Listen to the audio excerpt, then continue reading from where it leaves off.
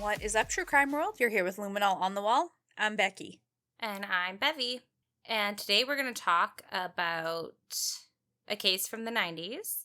And at the center of the case is a woman named Darlie Routier.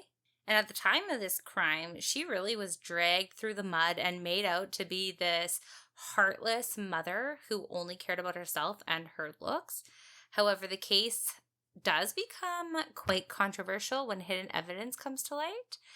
But before we really get into all the details, how about a little sister chat? Yeah, a little sister chat. All right. What's on the agenda for you, Bev? Literally nothing, which is fine.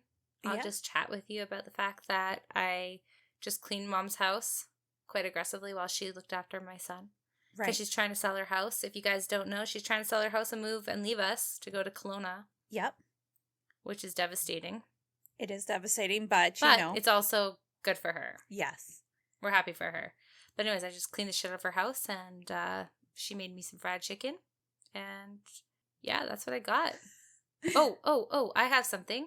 I do. It's an update about my little babe. Oh. He rolled over one single time all by himself. No. And you didn't tell me what Did happened to our baby? I didn't tell you? No, Bev. I didn't tell you that he rolled over? No. Well, I'm glad I'm finding this out at the same time as our listeners. What am I, chopped liver to you? Yes. Only like a second mother to your child. Oh my God, woman. You are.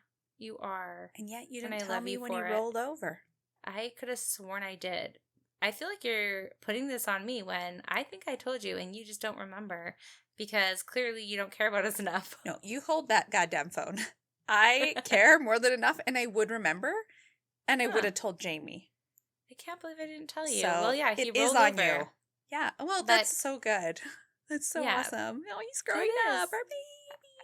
Our babes. Aww. Yeah, but no, it's not, it's great that he did it once independently, but I think he got scared because he kind of, hit his head. He didn't go down super gracefully, and he hasn't done it since, so I almost think he's just, a little lazy. He's he's so content. Mom will do it for me. Yeah, this is what I'm used to. No, I just think he's the most content baby, in the world, I swear. He's such a good baby. Yeah, he only cries if he's hungry, got a burp, or tired. Yeah, yeah, and he's just easily settled. So that is I just think he's super content. He's like, oh, tummy time, great. I'll just lay here until I'm a little uncomfortable. I'll cry. Mom will pick me up. Who needs to roll over? That's right. Mom is at my attention right away. I make a little squirm. She's here. Yeah. Huh. So who knows? But anyways, he rolled over. I'm proud of him. Oh, yeah. But also slightly why hasn't he done it again? So we'll see. I'm sure he will. Bev. Yeah, Mom told me to chill out. She was like, you need to stop reading all these books. Stop comparing yourself to other babies. Not myself to other babies, but close to other babies. And she's like, just stop reading a bunch of shit and just trust yourself. I was like, maybe that is good advice. Because she told me that our brother didn't walk until he was 16 months or something. Oh, really? So she said every kid develops at their own pace. Yeah. That's interesting. Becky, she's like, I walked at 9 months. Gotta write that one down for the next time I see Axel. For a while, he was a little delayed. Yeah. Bring that up to him next time you see him. He'll love that. Love it. Actually, him and Kristen are in St. Lucia right now. Yeah. And I don't know if anyone remembers, but his fiance, Kristen, she is our number one fan of this podcast. 100%. She listens to it first thing Wednesday morning when she's getting ready for work and on the way there. God love her. And so they're in St. Lucia. So I wonder if they're going to actually listen to this podcast. Ooh. And hear that. Oh, that's kind overseas. Of funny.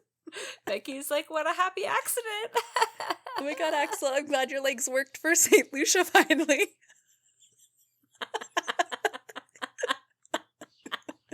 Yeah. You've got to do that. That's so God, funny. That's so great. So I hope she listens on Wednesday. Fingers crossed. We'll definitely hear about it. if they do. So oh yeah, for sure we'll tell everyone what his response was if he has one.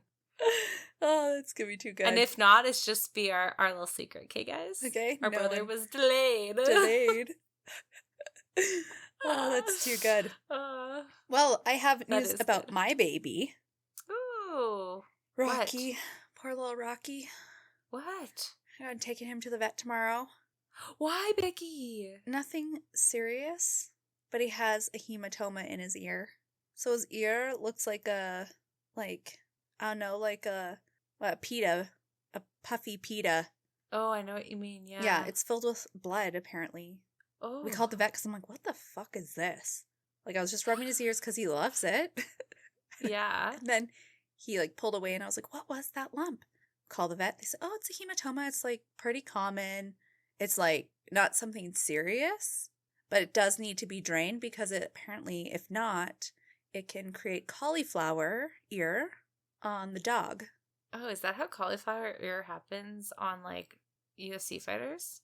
They get little hematomas?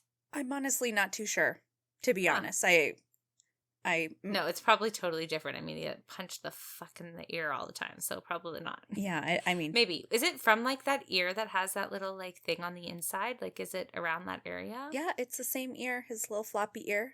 My dog has one ear that stands up, one ear that flops. And it's his floppy ear that causes him a lot of problems. But it was like a little hole in his ear, like, not all the way through. Yeah. But we had to use a steroid, antifungal, antibacteria cream for months. And it looked like it was, like, not getting better. But then we used up the whole tube, and it's actually almost gone. And then he gets this goddamn hematoma. I'm like, can't he just get a break? Catch a break, poor little guy? So. Yeah, like, honestly, from the moment you got him, he's been at the vet, had itchy-ass skin, fucking, like, not growing hair on his ears, this little hole thingy in his ear. He had to get surgery, like... Yeah, he had a skin Now he's got infection. a hematoma. He has allergies. He refuses to eat, like... Like, good thing he's so flipping cute and loyal. Yeah. No, I'm just kidding. I would love him regardless because he's just Otherwise, wonderful. we'd sell him on the black market. Just kidding. Things are, with the way groceries are going as we've bitched about in the past. Yeah. Totally kidding. I needed the money. Just kidding. You had to have kept his balls for him to be worth anything. Right? Well, I don't know. He's a mixed breed. Otherwise, he could be a delicacy. Anyways, we'll move on. You love him. We're not selling him on the black market. We digress. Yes. I love my dog more than anything, and I'm just sad that I have to take him to the vet again. Aw, poor little Rocky boy. I know. Cross our fingers he doesn't have to be sedated. Yeah, because that will be expensive. Well, and he I don't think he likes it. I don't think any dog likes it, but he is a whiner. Yeah, I remember. Yay. Coming out of sedation. Yeah. Like, you think something's more wrong than before, but it's just the sedation. When he got his nuts chopped, the vet literally got him done faster than the people because of his, like, whininess. They're like, get him the F out of here. He won't shut up. So we literally drove home, and within, like, an hour, they're like, come get your dog. We're like, oh, all right. Okay, I thought he was going to be there for, like, a couple hours, but nope. So, anyways, that's your life, my life. Our babies are overall good. Yeah, fantastic. Yeah. Okay, well then we will get into the case. Yeah. All right, so as I had said earlier, the case is about a woman named Darlie Routier. But before she became a Routier, she was Darlie Peck. And she was born in Pennsylvania.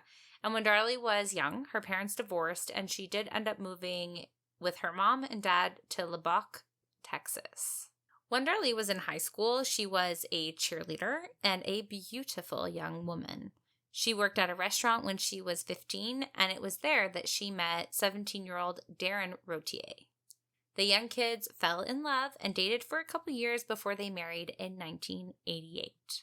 After they married, they settled near the Dallas area, where Darren ended up starting a business testing circuit boards.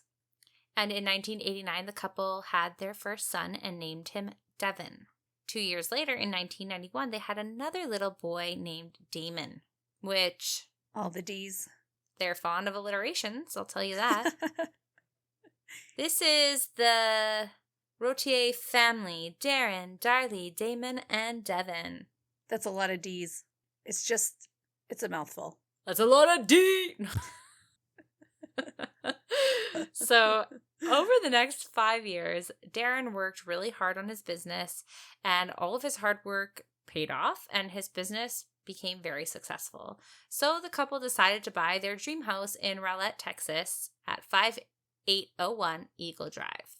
They ended up spending a good amount of cash updating it with new countertops, new furnishings, and a fountain.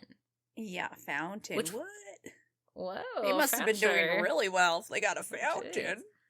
Let me put my fountain in my entryway so you can gawk at my wealthiness.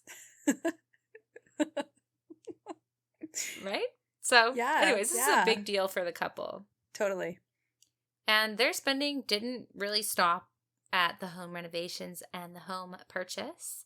They became quite accustomed to a lavish lifestyle, and they bought new cars, a boat, lots of jewelry, clothes, and Darlie even got new boobs. As one does. The family, when they're wealthy? Yeah. I would probably get different boobs if I was really wealthy. I know. You've been talking about getting a boob job for a couple years now. Have I? Yeah, you have. Huh. Actually. So it doesn't really shock me that you said that, because I was like, yeah, on par with like our previous conversations within the last, maybe even 10 years. Huh. It's been a while. Interesting. Yeah, so. Yeah. Well, I didn't know I talked about it all that much. It's not like you talk about it all the time, but like over the years you've mentioned it quite frequently, like at least 10 times. Yeah, I'm just waiting for the day until I'm done having kids. Yes. And, they're no longer milkers. The jugs, the honestly. Jugs. Yeah. That's why they call them the jugs. Because they're milk jugs. Yeah, that's all they're for right now. Yeah. Like you would know. But once they're I do know. being done, used as a food source, what will they look like? And then you know what? New boobs. Well, they'll still look beautiful. I will say that. But I know a lot of women who do have children are like, boob job would be nice. Yeah, right? Yeah. I won't go into details and bore with that, partly because I'm like, my future ain't so bright with those saggy titties on my side. Anyway, so she got boobs. She got boobs. And the family had everything they wanted and needed, but more importantly, both Darren and Darlie were amazing parents who doted on their boys. They were there for everything, and it was really clear that they loved their children very much. Now, the couple was also very generous in general. At one point, they even paid their neighbor's mortgage because he was struggling with cancer and the associated bills that come with being treated for cancer. And they always allowed neighbors and their children to come over to their home. Darlie would always be making cookies for her kids and their friends. She was a very traditional wife and loved every second of it. But this luxury lifestyle didn't last because in 1995, Darren's company started performing poorly and the money wasn't coming in like it used to. Unfortunately, Darlie and Darren fell behind on their mortgage. They racked up credit card debt, and this really took a toll on both of their mental health. However, a blessing would arrive in late 1995 when the Routiers had their third son, Drake. Drake. And this was a joy. I just had to emphasize that, they really like those D names. Yeah, it's honestly crazy. Okay, when we were little, Mom, remember when she'd get mad at us, she'd be like, looking at me, and she'd be like, damn it, Bev. And I'm like, my name's not Bev. Just, fucking mocking her. I know I watched you do the same thing. I remember one time she called me Axel, and I was like, how dare you? At least Becky and Bev like bees. Yeah, it makes sense. Sure, but Axel? But then I remember one time she got mad at Axel and she called him Jazz, which was our dog. And he's like, ah! I don't feel so bad. Yeah, I was like, at least I only got a human name. Oh, that's so funny. That's so funny. I know. But I bet you're thinking of how Darlie. Yes. Yeah. I am thinking also, that. Mom used to do the whole thing where she's like, she'd be looking at me, she's like, Becky, Axel, David, no, Bevy! Like, go through through all all the of them. names. Yeah. Imagine having, like, children with all this, like, same kind of sounding names. You'd never get them right. Yeah. Hey, you. Exactly. You just become you. Right? Exactly. No identity. Just kidding. Yeah. The faceless. No. The nameless. No, they have names. Either way, it would be hard to keep it all in order, right? Yeah. Especially if you, like, your child starts mocking you. Yeah, I was going to say that hopefully you have children that just, like, are understanding and, like, sweet, not like Becky over here. So anyways, Drake. This was a joy for them that lifted their spirits, but it didn't change the situation they were in financially, so the struggle continued for the couple. And in May of 1996, Darlie made a diary entry that said, and this is the quote here. So imagine Darlie writing this. I hope one day you will forgive me for what I am about to do. My life had been such a hard fight for a long time, and I just cannot find the strength to keep fighting anymore. I love you three more than anything else in this world. I don't want you to see a miserable person every time you look at me. Your dad loves you all very much, and I know in my heart he will take care of my babies. Please do not hate me or think in any way this was your fault. It's just that I... ... And that's where it ends. Now, Darlie never acted on these feelings, and about a month later, she was seeming a little more optimistic than that particular diary entry indicated. However, everything, and I mean everything, changed in the early morning hours of June 6th.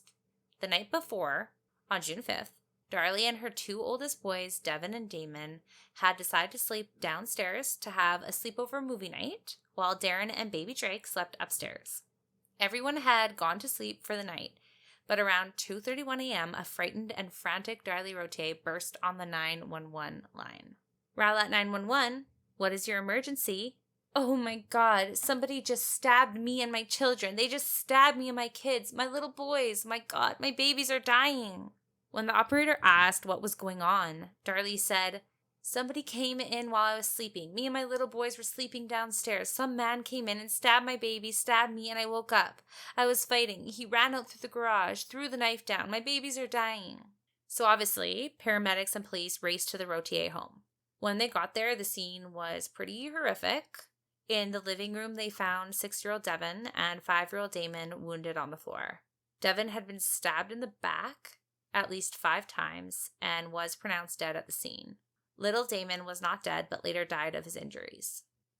Initially, though, when police and paramedics showed up, Darlie and Darren had put towels on their boys in an attempt to stop the bleeding, and they were covered in their son's blood. Darlie Routier also had very concerning injuries of her own. The most noticeable was a deep slash on her throat. Darren and their infant son Drake were unharmed. Now, at the time, Darlie and Damon had been rushed to the hospital. And now this is where it gets a little confusing because Darlie ends up giving a couple different accounts of that night, the first being on the way to the hospital. So on the way there, Darlie told police that she woke up to Damon, her son, pushing on her right shoulder. And when she woke, she saw a man going into the utility room. She saw his side profile and noted he was wearing a baseball hat. She didn't know what was going on, but what she did see had left her feeling panicked. So she got up, turned the light on, and walked to the utility room where she had seen the man enter. On her way, she saw a knife on the ground. So she picks it up and puts it on the counter. And that's when she saw the bloody scene. She started screaming for her husband, Darren, who came running down the stairs. Darlie apparently at that point had called 911, and both her and Darren began dealing with their boys at that time as well. Now, as we had kind of mentioned before, that when they got to the hospital, Damon was then pronounced dead alongside his brother. And Darlie spoke to police there. And this is when she tells them that she remembered waking and hearing her son yelling, "Mommy, Mommy." She then saw a man with a knife go into the utility room. So she got up and followed him. That's when she saw the knife and picked it up, put it on the counter in the utility room. Right after she issued this statement, she was rushed into surgery. So we know she had been slashed in the neck, but this slash was 5 inches long, and there was also a 3 to 4 inch gash where her chest and shoulder met. Yeah. Her corduroy. Sorry, do you have something to say about that? I was going to say, it's interesting. And when you hear the rest of this case, like, think back to what I'm saying right now, is like she had a slash on her neck, but it looked like that slash, like, then almost like skipped over her collarbone and continued down by like her chest and shoulder area. Oh my God. So it looked like it was one really big swoop, but just like the collarbone almost like kind of stopped it in the middle. But they were both pretty big cuts, and they both had to be stitched up. Right. Yeah. And as you say here, her corduroy what the fuck? Carotid. God damn. Good thing you're not a surgeon, my God. Carotid? Yeah. Okay. Yeah, seriously, hey? Yeah.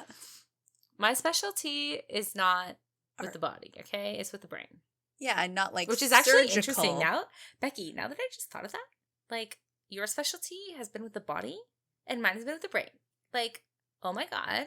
Do you remember how last week we were kind of like talking about how we're just like the perfect like duo? Like if we were just did everything together, we would be like the perfect human being. Oh yeah. It's like we did talk about that. Yeah. Now my mommy brain is like fucking with me a little bit, and I have no idea what the hell that was in regards to, but I remember it because I just thought, here's another thing. Like if both of us were just one person and we had a profession, we'd be very well rounded. Is that what our conversation was about, actually? I think it was about being an investigator. Oh, you're right. Yeah, it was. I think. But because we're just so good. Yeah. But together, we'd be amazing. That's right. Separately, we're just all right. Together, we rock. We're meh. Yeah. That's right. Yeah, so this is just another thing. Oh, this is really coming full circle this week, isn't it? Oh my gosh, look at that. Okay, tell me you're best friends without tell me you're best friends. Ew. We're perfect together. Ew. I'm kidding, just because you were like kind of cringy. Don't be You're a all little like, hoe. Yeah, I'm trying to be okay. Oh, okay. Yeah, obviously I'm being disgusting, but like look past the meaning, Becky. It's sweet. It's so sweet. Anyways, so her carotid artery had been nicked. Now, Becky, the carotid artery is in the neck. Mm-hmm. Like, if it fully gets severed, like, you bleed out really quick, right? Real fast. Like, I don't think any artery you really want to get nicked. Right, obviously. But that for sure is not a good one. Yeah, I've seen, like, in hockey, I saw someone. Anyways, goes, okay. I feel like yeah. I feel like the internet has some fucked up shit that we see, right? Like, can you believe it? No. Like, back in the day, like, there is probably a handful of people that said, I saw someone, like, who got their neck slashed and it hit their carotid artery and died.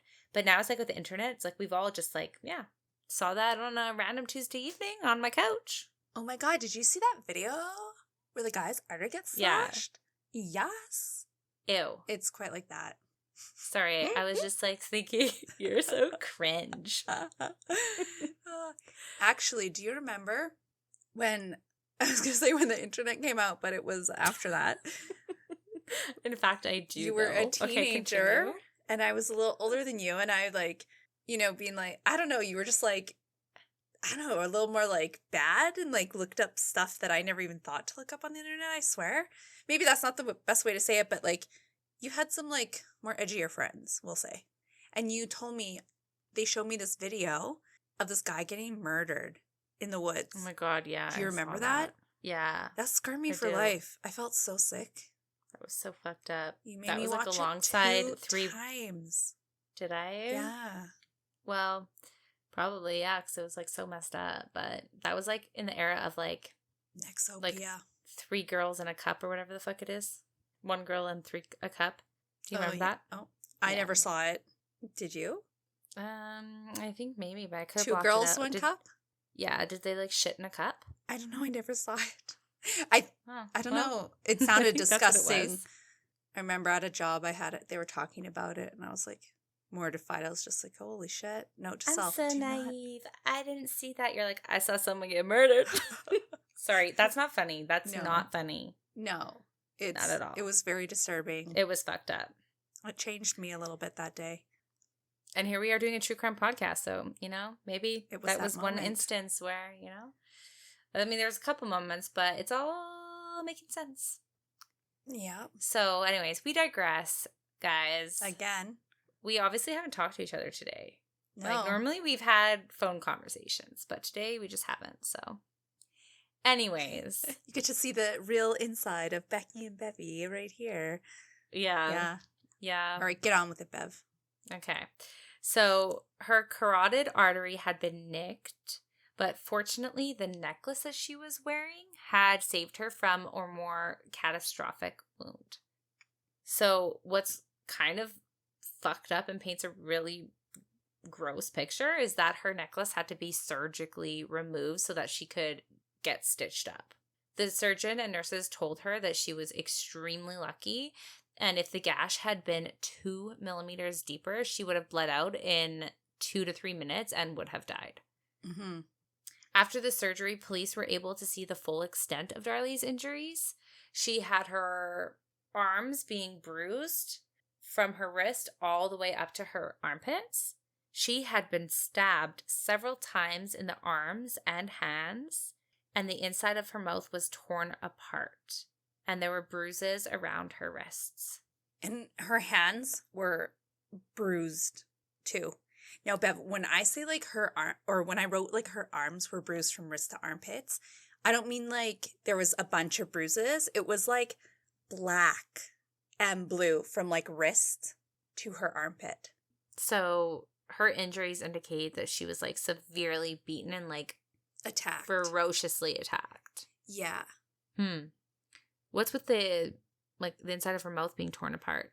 That is a very good question that I cannot answer. I watched an interview with Darlie, and that's what she said, but she never elaborated, and I couldn't find any specifics as to what happened. So I assume, based on her other injuries, that it was like hit, and maybe like her teeth got her cheeks a bit. I see what you're saying, yeah. That's what I took from it, but I couldn't like specifically tell you, unfortunately. No, that's fair. That's like a good enough response, actually. So logical, for sure. You're welcome. Yeah. Okay, so this was a brutal and bloody crime, and to be quite frank, the Rowlett Police Department was completely overwhelmed with the crime scene. They were very inexperienced in dealing with this level of crime, and they had only dealt with one other double homicide previously. That's never a good thing to hear, is it? No, because Not like usually. we've all been like, well, think of when you started a job and you're like inexperienced, and then you're in it for a year and you're like, wow, I really sucked when I first started. It's like a similar type thing. Like sometimes Experience you just matters. don't know. Totally, Becky. Yeah. It totally matters. That it does. So the investigation was very chaotic. The police didn't know the proper procedures or where to start, really. For example, it was noted that the person tasked with taking crime scene photos was inside taking them while officers were collecting evidence. So things had been moved before photos were taken. And I think we can kind of assume that that could make an investigation a little confusing. Well, yeah, you're not really getting an accurate picture, right? Mm-hmm. So that sucks. The police did do something worth mentioning, and in a good way, and that was that they asked retired Dallas County Lieutenant James Cron to assist them with the investigation. So they knew they were kind of in over their heads, and they did seek assistance. Yeah, which, hey, if you can admit where you're weak and reach out and get help, that's a good sign.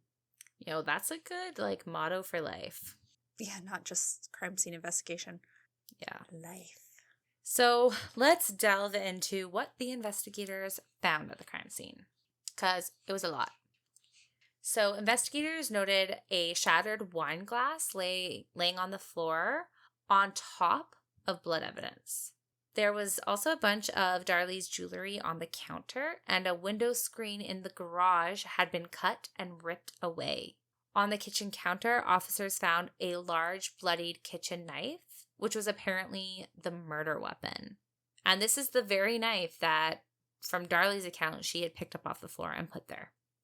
The scene inside suggested a struggle had occurred in the family room. There was blood everywhere, but strangely, there was no blood in the garage or the yard to show where an intruder might have fled. In fact, investigators found no blood drops on the garage floor, and the dust on the windowsill seemed undisturbed, like as if nothing had ever passed through. And this is where the screen was cut, right? The potential entryway. Mm-hmm. That being said, a search found only one clue outside as well. A single bloody sock lying in an alley about 75 yards from the home. That sock contained the blood of both Devin and Damon, and none of Darlie's. It also belonged to Darren. Yeah, it was like the classic white athletic sock from like the 80s, 90s. Just plain old white sock. With blood on it. Yeah. Okay, that's and just a little weird. bit too. Just a little bit. And only one of them. Interesting. Yeah. All right, It is so that's what actually they found. Sorry, I was going to ahead. say, it's one of the pieces of evidence that actually make this case really confusing. Yeah. Yeah. Like, 'Cause you'll it's find like, out it's why, his but... sock. How did it... Well, it's kind of like, even still, it's kind of confusing. Like, it's Darren's sock. How did it get there at all? Like, it's so... Like, 75 yards. That's a decent ways away, hey? Yeah, like 3/4 of a football field, right? Yeah, super, super weird. Mm-hmm. But what's more weird is that they didn't find any blood from, like, the living room area to the garage, like, at all. Because if you think of, like, stabbing specifically, like, you know, from watching a lot of, I don't know, documentaries or, yeah, just documentaries or whatever, TV, that when you stab and the knife comes out, like, it usually has a trail of blood splatter with it, right? Mm-hmm. And for someone to get that on themselves and then not leave even a drip, like, that is almost a miraculous feat. Yeah, so there was drips going into the, like, utility room where the knife was dropped. There was blood there, but past that, like, nothing. Yeah, super sketchy. Yeah, it's weird. Well, so far, there's a lot of intrigue, but not a lot of answers. So after Darlie had been cleared to leave the hospital, she and Darren were immediately driven down to the police station for an interview. And detectives notice a change in Darlie's story. So originally on the 911 tape, she said she woke up to an intruder. That's funny. I'm sorry. She said that she said. Anyways, she woke up to an intruder. Then before her surgery, she had said she woke to her son yelling, "Mommy, mommy." But now, after her surgery, all she could recall when she woke up was that a man was over her, but she couldn't remember much more than that. Now, this change in the story made the investigators' ears perk up. Surely she must be lying about the events, they thought. Never mind being a traumatized, grieving mother who had just had surgery. And what's interesting is that Darren told the police that he was awoken by glass smashing and then his wife screaming for him. He ran downstairs and saw the bloody massacre and began working on his boys while his wife called 911. And this part of their statements do seem to match up. Exactly. After Darlie, which is nice, right? Yes. You You need some continuity when a murder takes place, especially from two different people's accounts. Now, Bev, I have to... So what I'm thinking, okay? Oh When I my hear- God. Becky's theorizing. What? I know. Go so off, girl. So when you hear all the couple different versions of like what she's saying, Yeah. although there's slight differences, I feel like they're all kind of the same though. Like Yeah. just imagine, okay, being woken up in the middle of the night to either your kids screaming, seeing a strange man in your house with him maybe standing over you. You obviously have been majorly injured. You've lost a good amount of blood. Your adrenaline is racing now. And then you find your children in the state that they're in. Imagine what detail are you 100% focusing on other than like pure fear and then freaking out because your children are dying in front of you. The fact that there are slight differences, whether she heard, like maybe she did even hear her son yelling, "Mommy, mommy," while this man might be attacking her or something, right? Like, Yeah. I'm just saying, like, all those things, I personally would hear them and I wouldn't be like, that motherfucker's lying. That's not my first go-to. I Totally. wouldn't immediately think that. I'd be like, man, she went through fucking something terrible. Mm-hmm. And there's like her story in her brain is definitely a little convoluted because of like what she went through. Yeah. So it's kind of crazy to me that their first instinct is like, yeah, she's kind of lying. She's lying. Her stories are different. Yeah. They're not 100% accurate. Like, Well, that blows my especially mind. because her injuries are so severe, right? Yeah.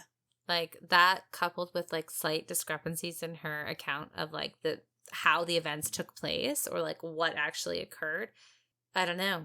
I think there's a little bit more to consider.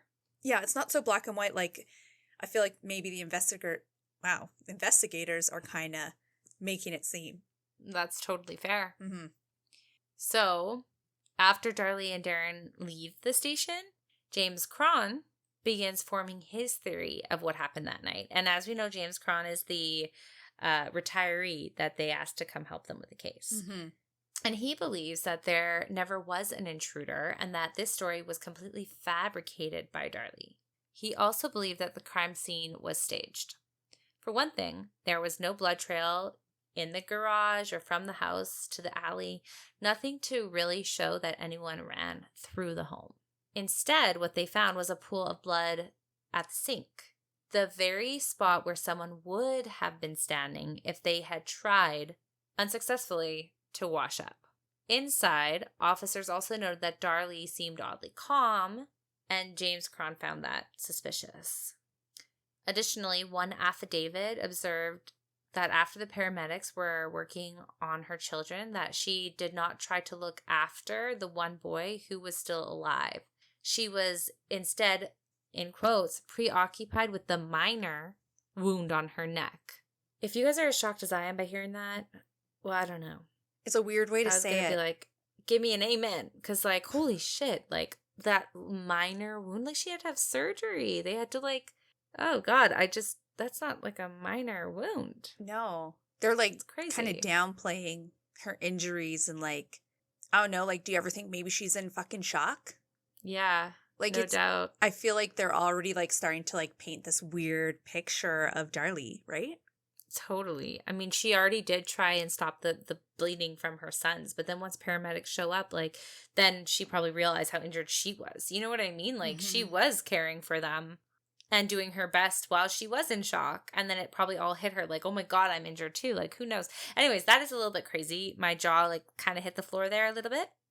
So, anyways, we got to move on because I could just go on about that for days. Now, when the investigators listened to the 911 call, they noted Darlie initially sounded like a hysterical mother until she was worried about touching the knife. The 911 operator said, "There's a knife? Don't touch anything." And Darlie says, "I already touched it and picked it up." And then the operator told her that it was all right. And Darlie says, "We could have gotten the prints maybe." And it was at this moment she went, at least in the investigator's eyes, to being a murderer and not a victim. Now, Bev, okay, I know you haven't listened to the 911 call. I have not. But I have. It is, yeah, like, devastating. Ugh. Like how you read it earlier, like you're reading it, but it was literally like, oh my God, my babies are dying. Like, it was so frantic. Like, she was a panicked mother. And I mean, yeah, when she did say that, you're kind of like, oh, but, you know, in a moment of this craziness, like, just because you say that, like, is interesting. Okay, well, let's just say this. It could be, I can see how they think that's suspicious. For sure. Yeah. But if we really look at it from the flip side as well, like, the operator tells her, don't touch it, obviously implying we could get fingerprints, right? Anyone with half a brain could figure out that's what the operator is trying to avoid. So it's not a far stretch for her to then realize that and go, oh shit, like, maybe we could have got fingerprints. Why did I touch it? Like, that kind of thing, right? Yeah. So it's not as suspicious as I think it should be, but definitely it would raise some eyebrows. Oh, for sure. Like, I do see how it could go either way, but hearing the earlier part of the call, you're just kind of like, Yeah, it definitely feels I don't like know. she is a panicked person and it's not fabricated, right? Yeah. It seems legit, is what you're trying to say. Yes. Yeah, for sure.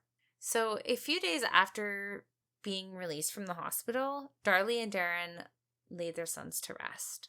And in an emotional funeral ceremony, friends and family recalled Darlie as being hysterical at the funeral and acting or behaving just like they would expect any grieving mother would. What they did notice was that there was a strong presence of the police there, which they ultimately found pretty odd. Mm-hmm. I mean, you would want to, like, lay your children to rest in peace, right? Yeah. I mean, like, it kind of seems like a sacred time because it would be so personal and intimate, and for the police to be there. Do you know why they were there, Becky? Could you provide any insight to that at all? well, okay. So I've heard in other cases that police will often be at a funeral or a memorial service, checking, like scanning the crowd, seeing like maybe who is acting weird or, looking for a suspect, right? Sometimes they show up, right? Exactly. Like, people come to witness the outcome of what they did. Yeah, like that's a real thing. But everything that I read and like watched about this case is the impression was more that they were there watching Darlie. Yeah. And like seeing how she behaved, seeing like, because she was their suspect at that time. Like, sure. I don't know, like that's all I can really say. I think it's kind of silly, but like the fact that friends and family notice the police presence, to me that's overkill. Maybe like one or two, but also like if they were there just to watch how she's behaving at her child's funeral or children's funeral, like do you also think that maybe you should have been watching the crowd too to see if there was some fucking like maniac in the crowd just watching or something, right? Like maybe it was a little tunnel vision on Darlie. Who knows, right? Yes. Obviously, we don't know why they were there. We're just assuming. So we don't know what the police were thinking in that moment. Yeah. But it does seem like boundaries, man. Boundaries. So 8 days after this murder takes place is when the public's opinion really starts to shift. And this case becomes national news. And when things become national news, like nothing is really private anymore. And they end up getting a video of Darlie singing happy birthday to Devin and spraying silly string over his grave in the cemetery. And the public opinion was, how could a mother who lost her children do that? She must have done this. And the police and district attorney office felt the same. Which, I mean, I don't know. Maybe she was trying to make the best of a shitty situation as well. I think why me and Becky keep stopping and kind of analyzing every little information we have is because how controversial this case was, and it did seem at times to be tunnel visioned, specifically on Darlie. So we're trying to add a different perspective because maybe it isn't so black and white, right? Yeah, exactly. Got to poke holes in it. Otherwise, we're just doing the same thing as the investigators. For sure. So it could be innocent. It could just be her way of coping. Mm-hmm. And that's her place where she felt closest to her son. It's like, that's sad. For sure. And okay, so in this video, you would never know, like if you took the grave out of the video, you would never know that she's at a gravesite. That's how like pleasant this video was. Like they were singing happy birthday. She was chewing a bunch of gum, like smacking her lips and just smiling, spraying silly string all over. Like I will agree that this does not traditionally seem like a grieving mother. Right. So I do see how people criticize that a bit, especially, it got a ton of attention. Yeah, you think a grieving mother would be like at home, isolating, crying in her bed. That being said, out there celebrating appropriate coping skills are important, and at times like this, maybe you just need to make something a little bit lighter than what the reality of the situation is. So, for sure. I mean, there's two ways to look at it for sure. Obviously, the public thought She's a murderer. She's a murderer. Yeah. So a few days later, on June 8th, which was only 12 days after the murders, by the way, Darren and Darlie were... What did I say? You said the 8th. Fucking hell. Jeez, wow. Anyways, so on the 18th, 12 days after the murder, Darren and Darlie were asked to come back to the police station for more questioning. But this was so officers could arrest Darlie Routier and charge her with none other than capital murder. And that's exactly what they did. And after the fact, when they were at the news conference announcing the arrest, a solemn Chief Posey insisted he and his team were confident in this arrest, saying simply that they had solved the case. Many people in Rowlett, Texas were stunned. A neighbor later told the New York Times, "I have to think she was either out of her mind or she was set up," reflecting how hard it was for some people to believe these charges on her.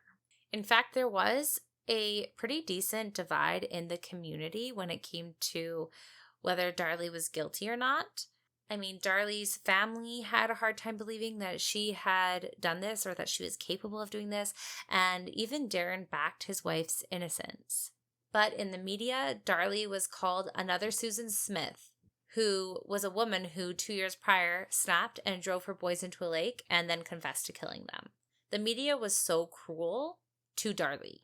But either way, she is in prison for the murder of her sons. And after she was charged with murder, there was a chance that she would make bail. And because of this, social services went to Darlie's mother's house and took baby Drake and put him into foster care. Now, Drake wasn't put into foster care indefinitely. It was a temporary solution. But regardless of that, it is a pretty traumatic thing to happen, getting ripped out of the arms of the only caregiver that you are even acquainted with, like your grandmother, and being put in a home where you know no one. Like for a young child, I can only imagine how awful that would have been. Like, to put it in perspective, baby Drake, less than a year old. Oh God, that makes me sick. Just thinking of my baby. Oh God, that makes me sick. Mm-hmm. Oof. And the explanation that Darlie's mom had received from the social worker was that the system thought that Darlie's mom believed in Darlie's innocence. And so they believed that if Darlie was able to post bail, that her mom would let her see Drake and therefore put him in harm's way. And Darlie's mom's response to that was, "Isn't that how the justice system works, that you are innocent until proven guilty?" Yeah, I mean, I kind of get it, because, like, if she is some crazed murderer and she just killed 2 of her babies or children, do you want the 3rd one to get killed? No, it would look bad on the social system that way. Absolutely. But also, we've seen it several times where people post bail and they get to be with their kids until they go to trial and go to jail, right? Yeah. Just saying. I guess the social system is meant to protect the children's best interests and to protect the children, right? So I can see it from that perspective a little bit. If you do think she's some crazed killer and put her children in harm's way by murdering them, not in harm's way, killed them, end of their life, I could see how that would be a concern. But at the same time, that seems like a very traumatic thing. Like, why not wait until you, like, or see if she gets posted bail, right? Because if she doesn't, then you've just uprooted this child for no fucking reason. Then you have harmed the child in a sense, right? So I don't know. That's just like a hard thing to hear, though, either way. Yeah. It's like you might be able to see it from both sides, but my God. So Darlie was given a $500,000 bail and she could not pay it. So it was all for naught, Becky. It was all for naught, Bev. And in the meantime, Darlie's mother and husband spoke about her innocence over the radio and were both given a subpoena towards the gag order that had been put on the case. Now, Becky, remind our listeners what a gag order is. You're not allowed to talk about the details of the case. That's right. It's quite literal, ain't it? Yeah. And so because of this, they also needed a lawyer. Because now they're in trouble. Yeah, exactly, right? Now they're going to go to court. I feel like they thought this was very unjust, though. Like, they strongly believed in her innocence. So Right. they really felt It's their like daughter injustice. too. Yeah, like how can you not? Totally. But it could, like, the unfortunate, I mean, I get it, because it could disrupt the case a bit. So you should probably just listen to the gag orders. 100%. Yeah. Like I I love a agree with good, that. fair So trial. Like, that's what I'm saying. Like, that is best case scenario. If a judge says, don't talk about it, don't talk about it. Like, You shouldn't just talk don't about do it. it. Just don't do it. Yeah. It's let the jury decide, right? exactly. Hopefully the facts speak for themselves, and hopefully you have a competent jury and non-biased, and they can make a good call. That's what you hope for. For sure. So they ended up hiring a man named Douglas Mulder to work on the gag order and the murder case. And at the time, he was apparently the best of the best, but his attorney fee was $250,000. So Darlie's parents sold off everything that they could, including their family home. And it ended up being a good thing that they hired such a good attorney, because not long after they did, the state announced that they would be seeking the death penalty for one of the murders, Damon's. Apparently, they had only charged Darlie with one murder, so they could charge again if they failed. Yeah, they didn't come outright and say that. That was like speculation in like the news and like the people involved and other attorneys, stuff like that. But I mean, like, if you think someone did this horrible thing and you get like two chances, totally. Like, you know, if you screw up on the first one, you get a second chance. And then they go to jail regardless. So I guess it's not the worst like thing. But I mean, for it's one, illogical. Yeah. So at the very least. Yeah, so but she was only charged with one capital murder, but death penalty. But they were seeking the death penalty, So as we know about this case so far, it's kind of like involved in this media circus. And a lot of people knew about it, had opinions about it. We know that, you know, the public was very conflicted about it all. And so it was requested that the trial be moved to a small town, Kerrville, Texas, as one of the prosecutors on the case was from there. So we've heard of this before, where a case actually gets moved to a smaller town where they might not have heard about the murder, so that the jury that they select will not have heard about it, and therefore will not be biased or swayed by what they've heard in the media or about the case so far. Yeah. So they got their wish, and on January 6th of 1997, Becky, the trial would be set to begin. Now, sister, we have decided that this case should be a 2-part series, because I don't know, the nature of it is so conflicting, and there's just two sides to it, right? And it's hard to really, I don't know, like you said earlier, it's not black and white. No, we got lots to talk about. Well, we have already talked about lots, and we have lots of opinions about this whole situation. And you guys just wait till next week, because this is where it gets real fucking messy. Yikes. So, to leave you off with a little interesting tidbit. Ooh, do tell, sister. Kerrville. Okay? Yes. First of all, still in Texas. Just saying, right. like. Good point. Good point. It's like, oh, really? You think this information just didn't get to Kerrville? Bullshit. It was all over the news. Like, that silly string video outraged the public as if they didn't hear about it. Like, shut up. Anyways, that's just my own personal thought. But it is, I can't even say speculated. It's like people thought that because the prosecutor was from Kerrville, that he would have an advantage to his like charges and a verdict. You know what, Becky? When I read that sentence, I was kind of like, from the prosecutor's hometown, basically. What? That seems a little lopsided. And this said prosecutor was overheard saying, if I ever get charged with murder, try me in Kerrville. No way. Yeah. Like, fan favorite, maybe a conviction of whatever your choosing is like in your favor. Oh, no, that's terrible. So I would like to think that that is not the case, but I mean. But like, it probably is. What are the chances, right? Like, I don't know.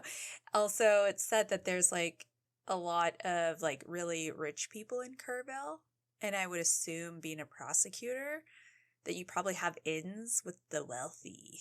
You know? Because courts, I don't know. I mean, that was your least, like, logical point so far regarding that. The other two, I was like, it all in there. yes. That one, I was like, maybe not, but. Sure, Becky. Anyways, sure. Anyways, so there's a little bit of, like, talk about Kerrville being controversial in just, like, the location because of the prosecutor. But hopefully in a perfect world, that would have no sway in the verdict or anything that is to come. Hard to say. Well, hard to say. Hard to say. That's right. So but you guys will hear about it next week. Yeah, I was going to say, so on that note. Well, Beck, thanks for listening tonight. Of course. Thanks for sharing. You're welcome, and I love you. Oh, I love you too, Bev. Oh. And everyone listening, we love you. We appreciate you guys. Yeah. If we hadn't said it in a while, like, thanks for all your support with the downloads. Like, it just means so much. Like, we love doing this, even if we didn't have listeners, but, like, the support really, like, just makes it, like, that much cooler. Yeah, it totally does. So, thank you. Thank you. Thank you. We appreciate you. Yeah. All right. Peace out. Later.